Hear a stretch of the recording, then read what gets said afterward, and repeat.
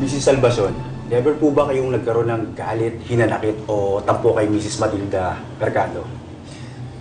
Noon yon, pero ngayon hindi na. Kasi wala na yon. Inintindi ko na lang yung pinanggalingan niya. Saka mabait naman si Mama Matilda.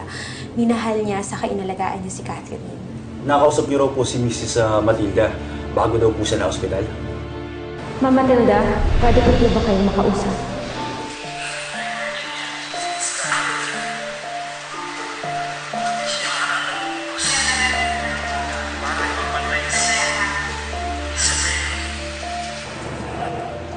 Bakit mo pa pinakikita sa akin yan?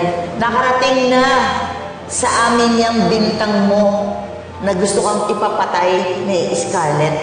Si Scarlett po talaga ang nagpapatay sa akin. Pero pinalayo daw po niya kayo. Hindi siya naniniwala sa mga sinasabi niyo.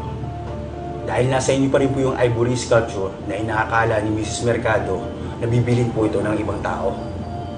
Matagal ko nang sinuli yun ah. Para i-prove ko sa kanya nakakampi niya ako. Ano po bang point niyo dito?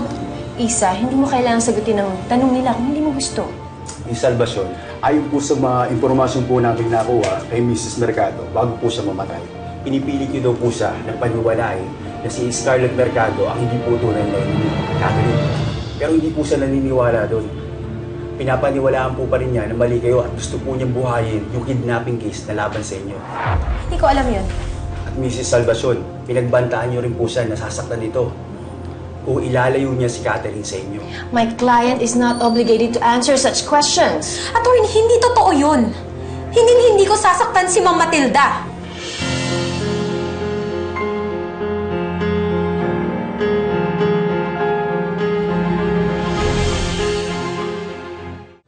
Bakit pa hindi ako pwede pumasok sa loob? Kailangan ko ipagtanggol si Isabel. Sir, nandun naman po sa loob si Atty. Merluza. Hindi naman niya pababayaan si Madam.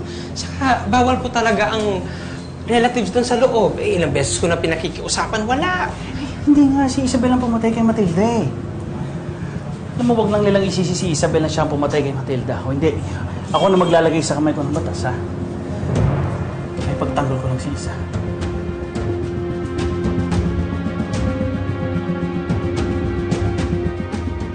Hindi ko siya pinagbantaan. Nag-iimbento yan witness nyo. Mrs. Salvacion, nasaan po ba kayo ng mga oras na sinasabi niyo na nahulog sa kama si Mrs. Mercado?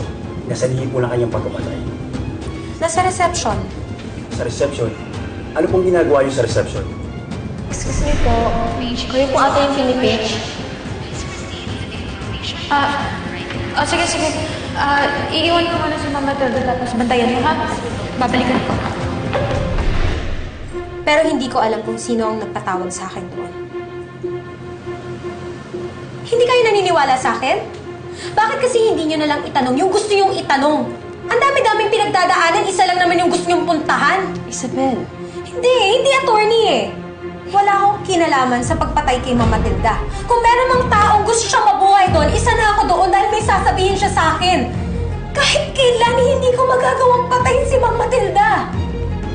Yan yung isulat niyo dyan. Hindi ako mamamatay tao. Kung gusto niyo ma-verify yung sinasabi ko, hanapin niyo yung CCTV camera, kausapin niyo yung doktor, yung mga nurses, yung receptionist, sasabihin nila sa inyo yung totoo na hindi talaga ako mamamatay tao.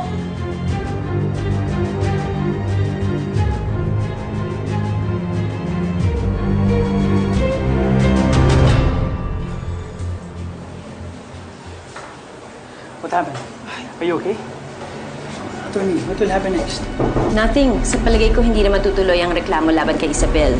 Mahina ang ginamit na affidavit na pinagbasihan ng pagtatanong sa investigasyon. Puro kasinungalingan.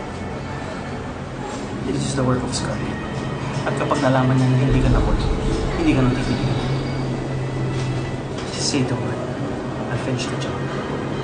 Hindi ako kriminal, Benedict. Pero hindi rin ako santo. Isabel! Isabel! Isabel!